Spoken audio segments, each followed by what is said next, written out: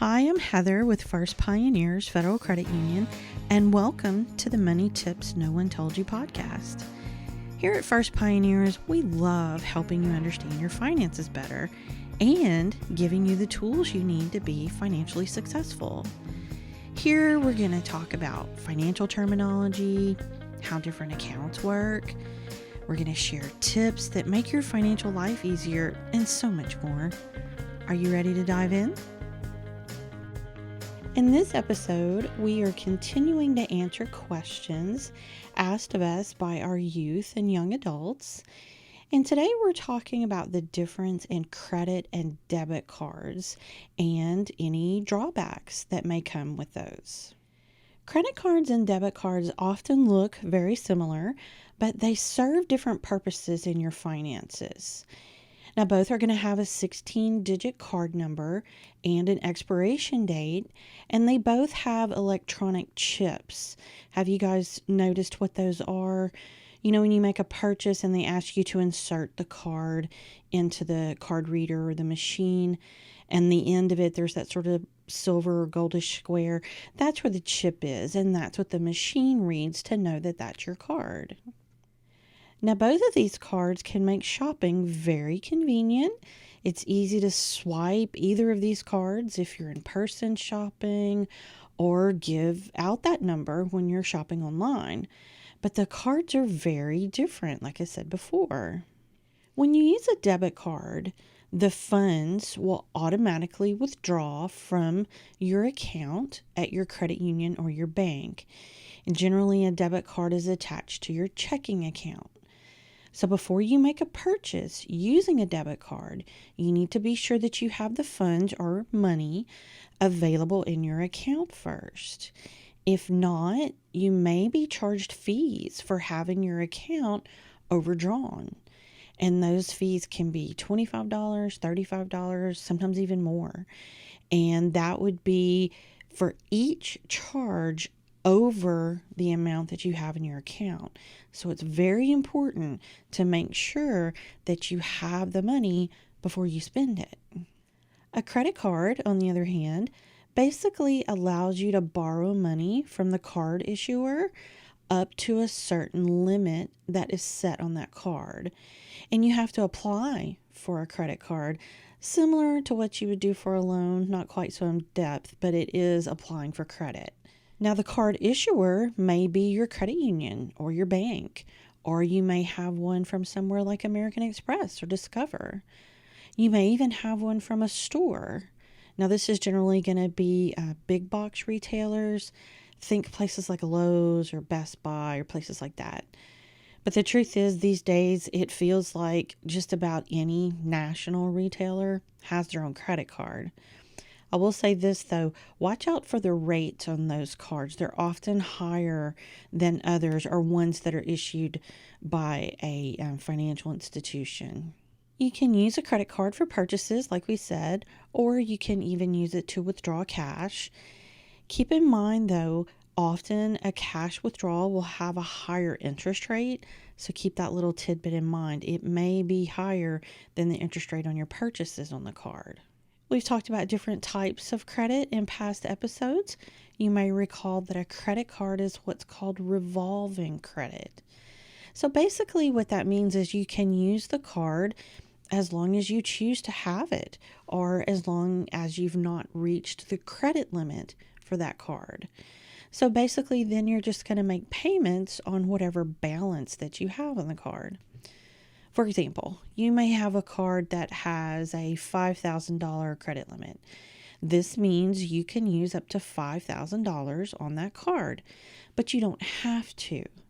So let's say you make $1,000 worth of purchases. Then that's the amount that you pay back.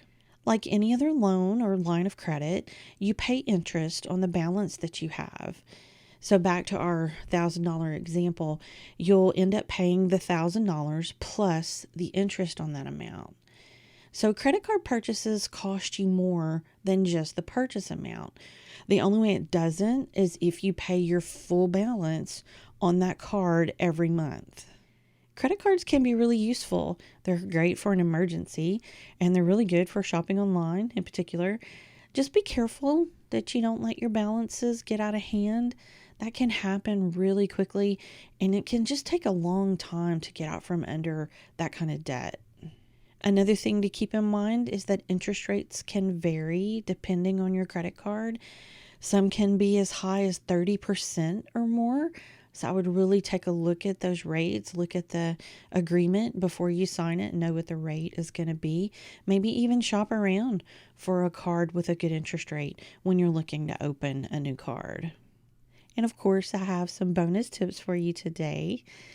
So we've talked about a debit card and a credit card, but I don't know if you are aware that some financial institutions will actually offer an ATM card, and generally that's attached to a savings account only.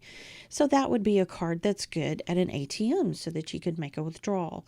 Now, like a debit card though, the funds need to be available in your account in order to use that card. My second tip is it can be really easy to just sort of keep swiping that card, using that card without thinking about the fact that that money has to come from somewhere.